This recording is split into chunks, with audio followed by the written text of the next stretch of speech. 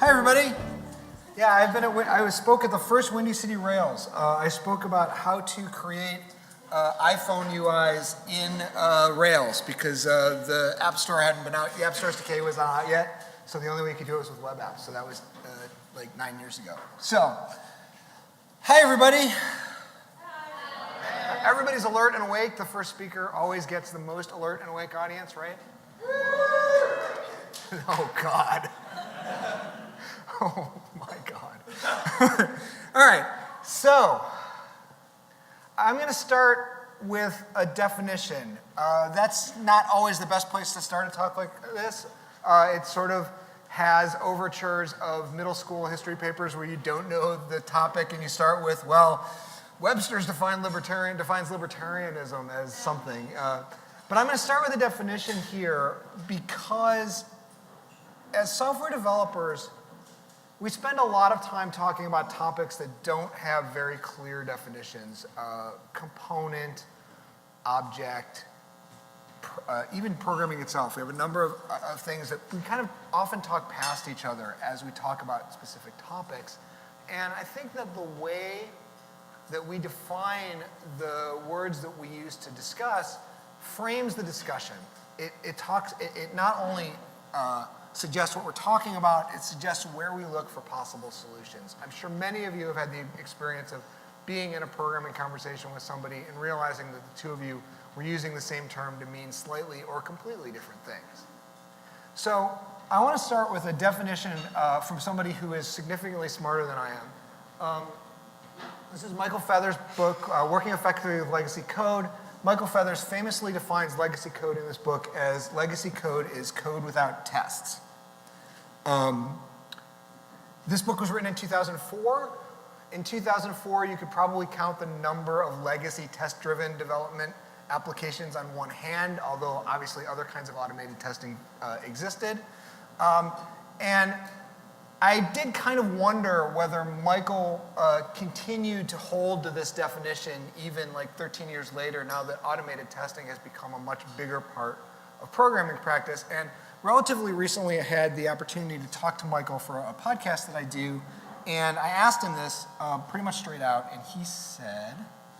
It's funny because I think it's really more, it's a definition with a purpose, right? It's like... who am I to actually change the definition of legacy code? Essentially, the traditional dictionary definition is it's code you got from somebody else or from some time in the past. And I came up with that definition of legacy code is code without tests to really kind of like underline a particular situation and give people like a galvanizing direction to go in with what they're working on. And it came from the observation that, at least at that time, the code bases I'd found that had been easiest to work with had extensive test coverage, and it was very easy to go and make changes in them and understand quickly whether you've changed behavior or not. So it seemed like it wasn't really a quantitative difference, it was a strong qualitative difference between those two different kinds of code bases, once with tests and once without. So I stick by that. I think it's really a good working definition to go and give people a direction to move in when they're working in complex code bases. So there's a couple things about that I find interesting. One is that Michael chose this definition very deliberately as a way of influencing other people's behavior. I also think it's really funny that Michael Feathers would say, like, who am I to change the definition of legacy code, when in fact he actually did basically change the definition of legacy code. But that definition does come to a particular purpose, and I want to offer another definition based sort of off of something that Michael said there, but another way of thinking about this. Where you say legacy code is code where the context of the creation has been lost. Which is a little bit different from saying it's code you got from somebody else, because this could actually be your own code sometime in the past. And this is, I mean, obviously I'm not the first person to formulate this definition. This is how I normally talk about it. But depending on which definition you use, it affects the remedy, the way that you try to deal with legacy code, the way that you try to prevent it from happening in the first place, the way that you move forward when you're in a situation where you're dealing with legacy code. So if you think about like that, the way that Michael formulates it to change behavior, then one of the solution you're going to gravitate to is writing more tests. If you think about legacy code as a context issue, then the solution that you're naturally going to push toward is toward creating more context, or at least not losing context.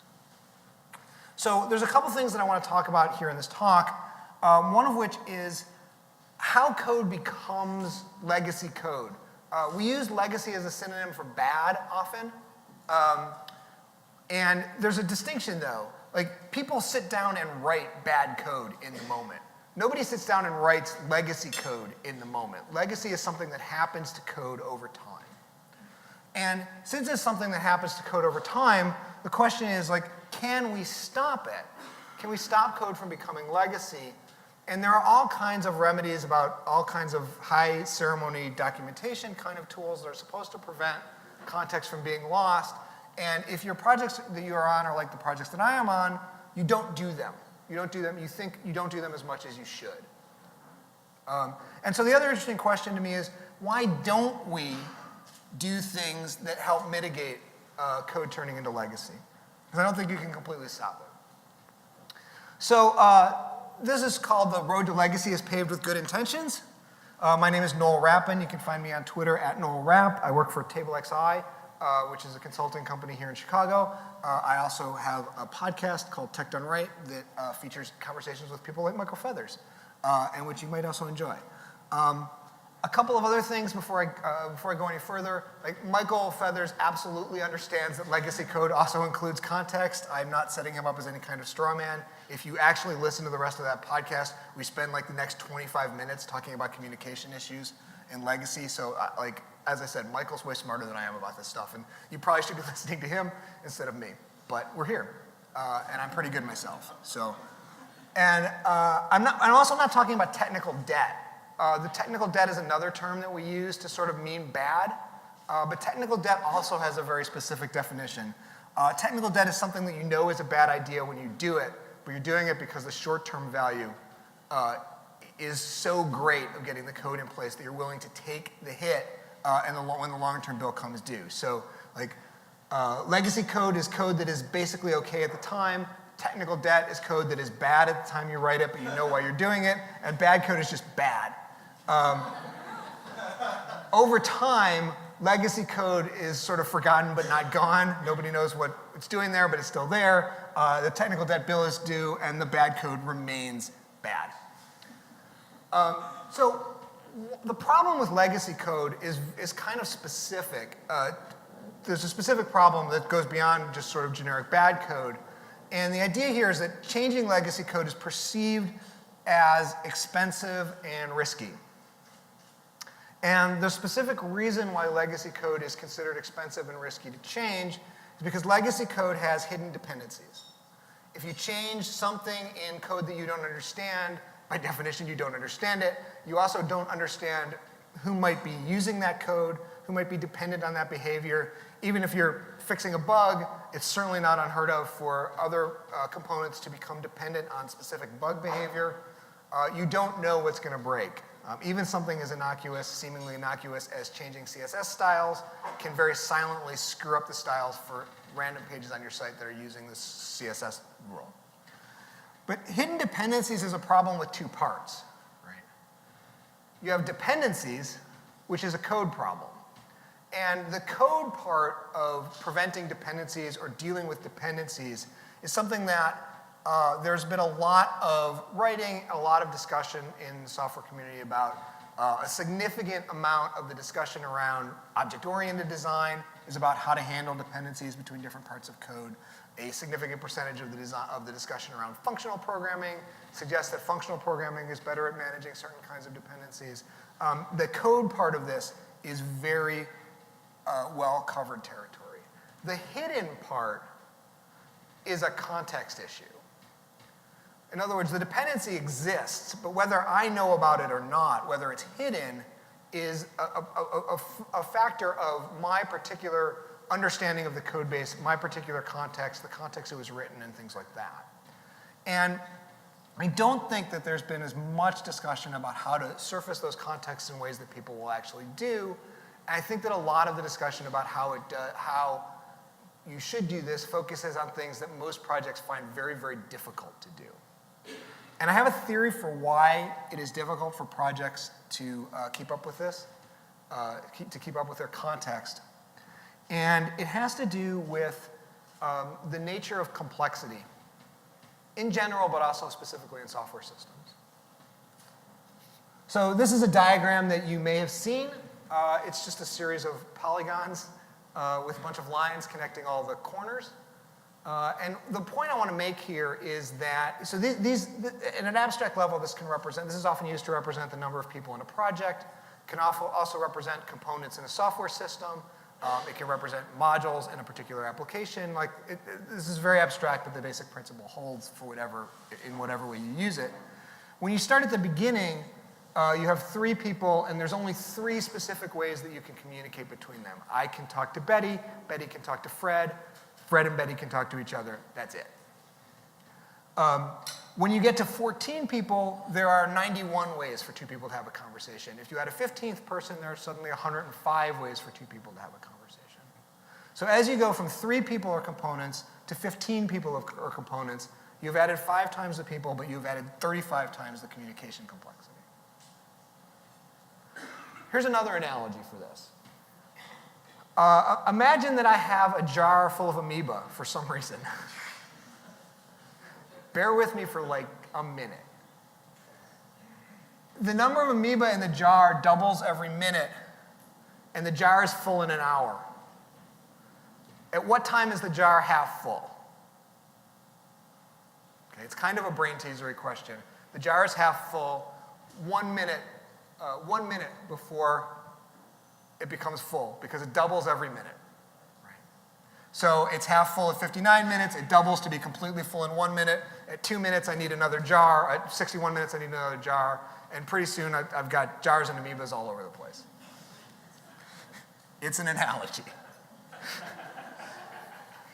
But what's kind of interesting to me about this is that actually, if you track the math backwards, the jar is 1% full at the 53-minute mark.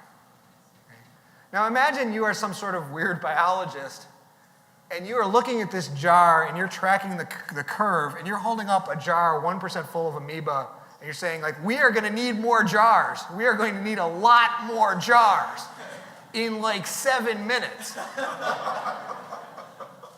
And the other people on your weird biology team are like, come on. Like, the jar's only 1% full. Like, we got a lot of time. We're not going to need jars. Like, how do you feel being the guy running around with an empty jar going, we are going to need more jars? My point here is that exponential complexity creeps up on you.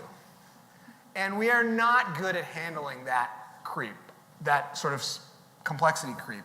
And by the time you realize it, it is too late, and you've got a jar full of amoeba or something. So let me talk about a really common problem in projects, which is called siloing, which is the idea that a particular important part of project knowledge is isolated into one person or a very small number of people. This is sometimes referred to as your project's bus number. How many people would it take to get hit by a bus before the project dies, I guess? I guess if you have more than one person on your team getting hit by a bus, you have other problems besides your project, because maybe somebody's targeting you with buses. I don't know. But the thing about siloing is that the first step of it feels so good. The first step towards the road towards siloing is we have a story coming about money. Noel did the last money story. Let's let him do the next one. Right? This feels like a good idea. Like, Noel has the context. Noel will do this efficiently. We're going to hit our velocity this iteration. Everything's going to be great. This feels right. You feel smart for recognizing this about your team. You quickly get to the jar half full situation, which is, another money story came in. Noel has all the context on money. He has to do this story.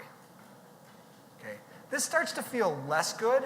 Perhaps Noel is doing another story at the time and is bottlenecked and people start to get blocked.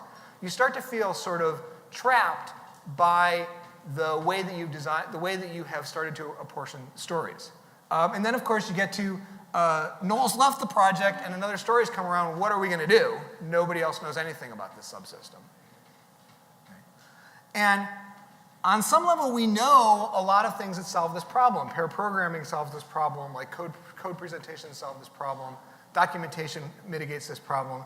But again, you feel silly talking about it when the jar is empty. Like when that first story comes up and you say, oh, Noel has the context on money, if you're the person saying, look, I know we're only like 1 month into this project, but I really think we should start spreading these stories out, and you're the only person on a team saying that, like you feel like the guy running around with an empty jar saying we're going to need more jars. And it starts to feel like too much ceremony on small projects. And I really do believe that a lot of the issues that we have around ceremony on small projects happen in part because ceremony on small projects feels really, really weird. Like having a lot of complicated object-oriented infrastructure at the beginning of a project feels weird. Having a lot of process infrastructure on a very small project feels weird. And we have this story in software development that if you put too much ceremony or too many requirements on a project at the beginning of a project, the project will fail. That you will not be able to move the project fast enough to have it keep up with your business needs at the beginning of a project. And the thing about it is, sometimes that is true. Like I think many of us, I've certainly had the occasion to be on a project where the initial production infrastructure needs were wildly disproportionate to what the eventual needs were going to be. I remember once sitting down with a person at a company, a high-end medical device company whose clients were hospitals, and they had maybe 1,000 potential clients in the entire world. And we asked them about their infrastructure needs, and they said, this site needs to be able to handle 3 million hits a month. We were like, okay, this is your brochureware for 1,000 customers that will never come to this site except when they want to buy your thing, which they will do once every 10 years, but sure, 3 million hits a month. That seems reasonable. And we've also seen projects, there's also a sense of projects that put too much ceremony in their development process and can't respond, can't change what they're doing, and therefore fail. The flip side of that is that then all of our successful projects come out of this very low ceremony background, and eventually they reach the point where their jar overflows and the team is overwhelmed. And this sets up what I think is this false choice. Either we fail or we doom ourselves to eventually being on fire. And I like to believe that those are not the only two long-term outcomes of a software project. I'd like to believe that there are other ways to go.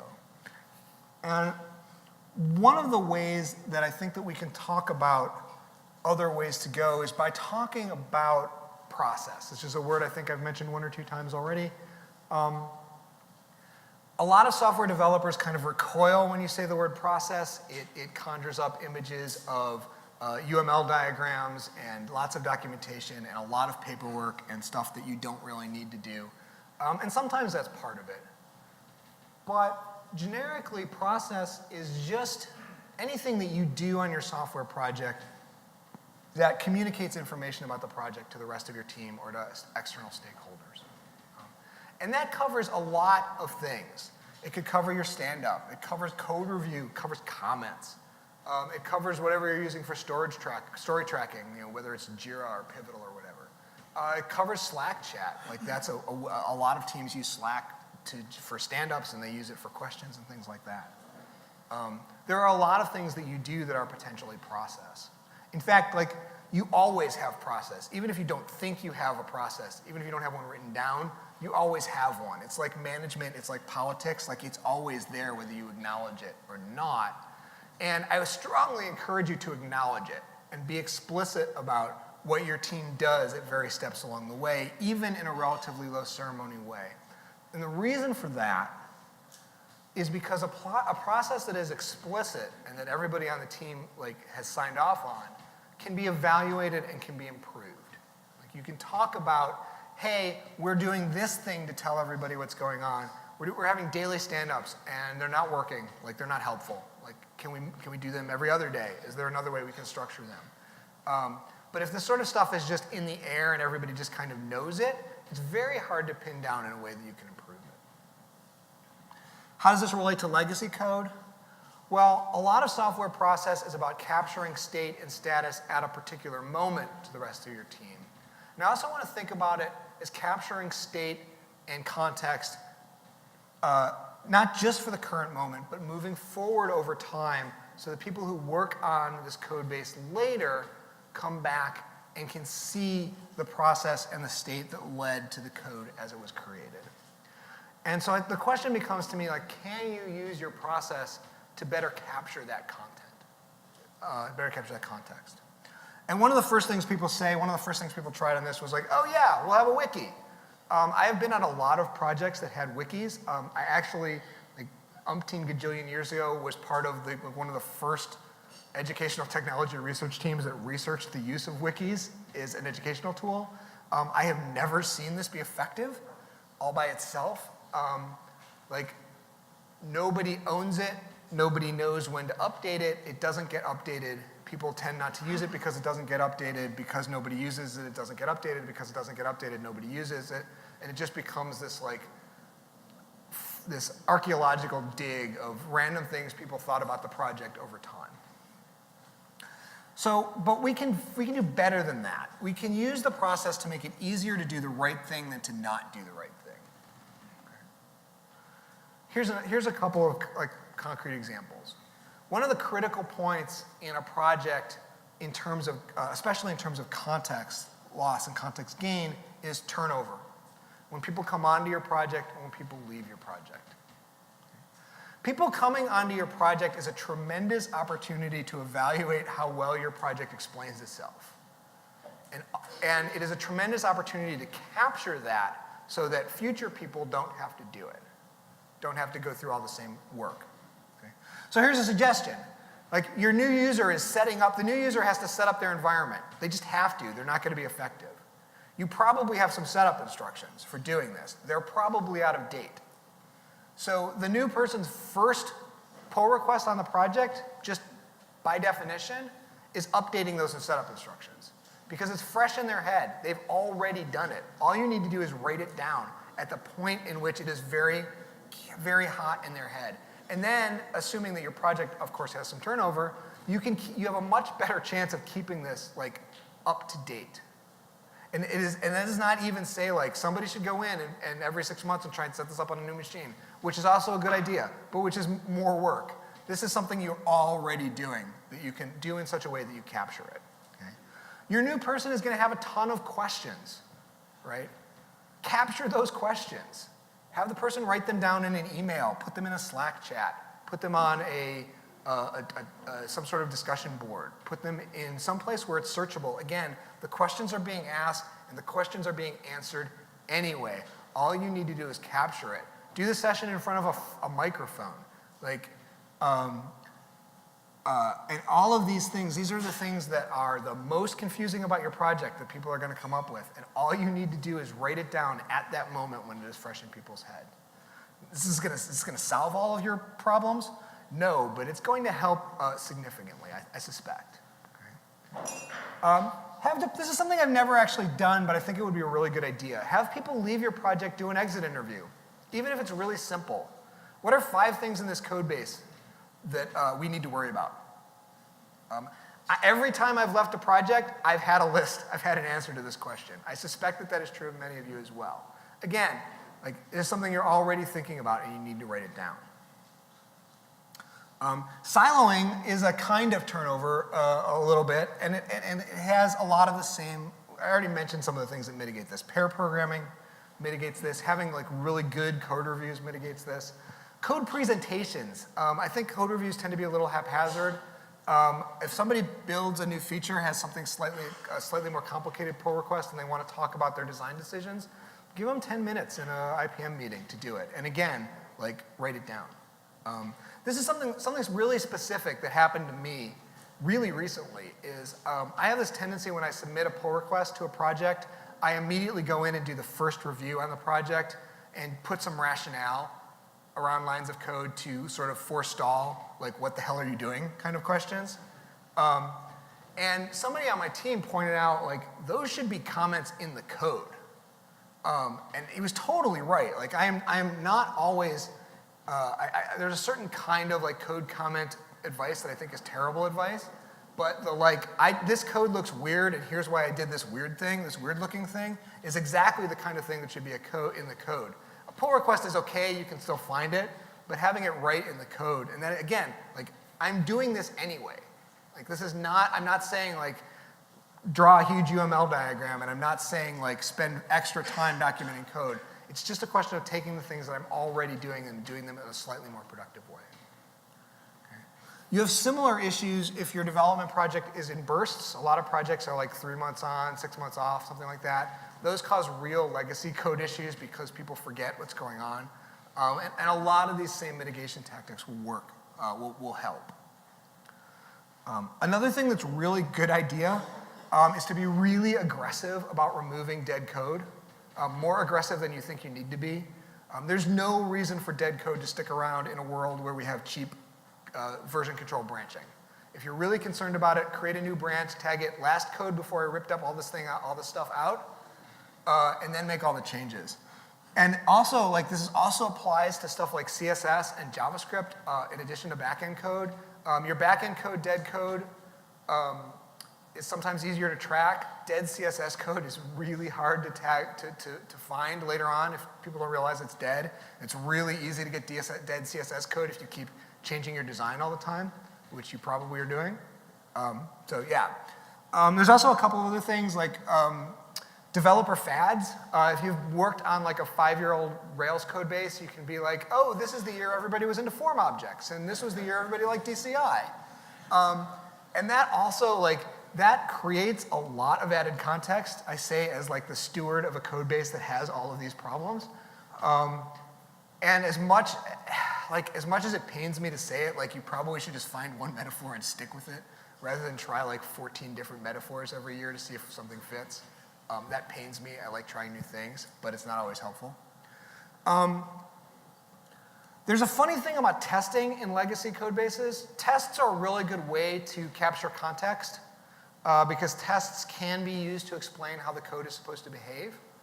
And I think that really good test suites have a certain value, and I think having no test suites have a certain cost, and I think that having like somewhere in between, there is a spot that is worse than either extreme. And that's the spot where you still have to maintain all the tests, but the tests aren't good enough for you to trust the tests when you make changes. So you just have all of these brittle tests that keep breaking that you have to drag along with you every time you make a change. It's a very, very hard situation to get out of once you get into it. It's almost worth deleting all the tests and starting over with a bunch of capybara smoke tests once you get there. The best way to not get there is to like not do that. Like, there's a certain kind of like, and that's terrible advice at this point, but like, 'cause by the time you get there, it's too late. But I think the recognition that testing, like a lot of software practices, has a very strong failure mode when you do it part way. A lot of time, a few years ago, it was received wisdom in the Ruby community and the Rails community that once your code got into production, you should never upgrade anything. I think that a lot of the projects that did that are paying a penalty for that good and hard right now. And I also think that the community as a whole has gotten much better at backwards compatibility as gems and things like that move forward.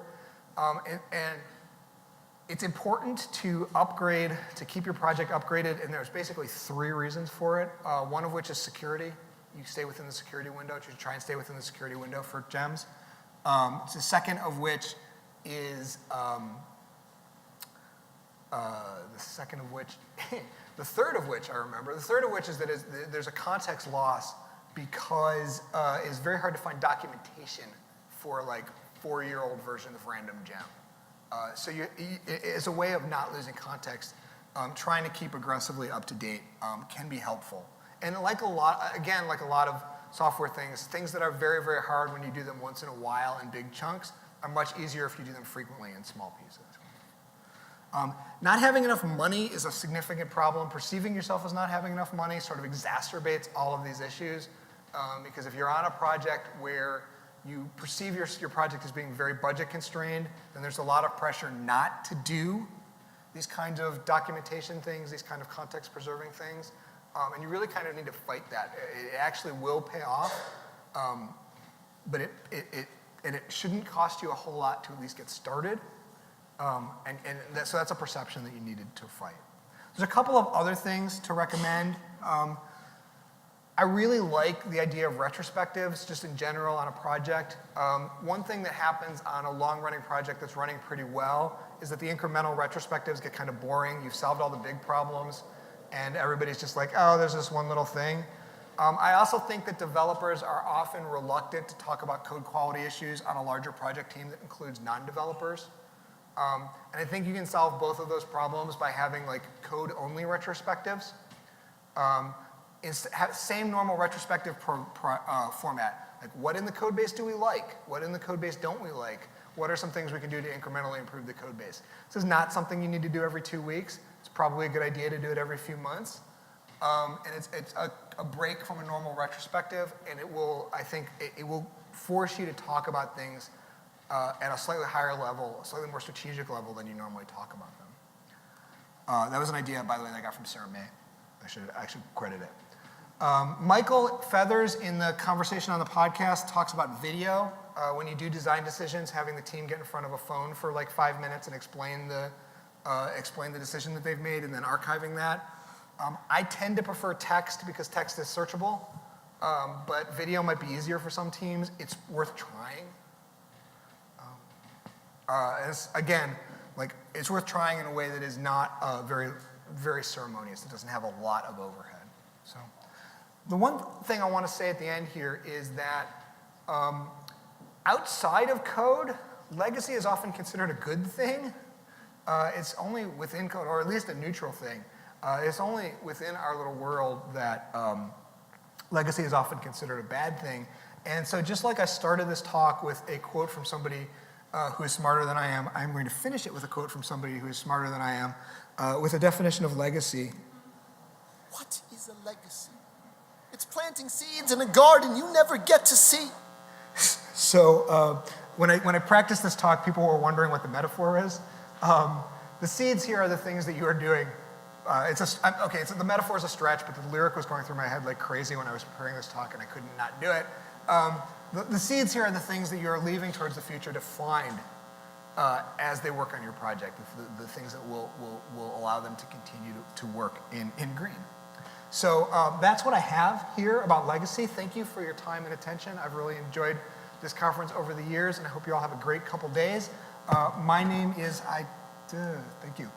Noel Rappin. I have a couple of things. I have this podcast called Tech Done Right that you should check out. You should check out my company, TableXI. Rails 5 test prescriptions is not available for sale yet, but probably will be in the next month or two. And that's all I have. Thank you for your time. Have a great couple of days.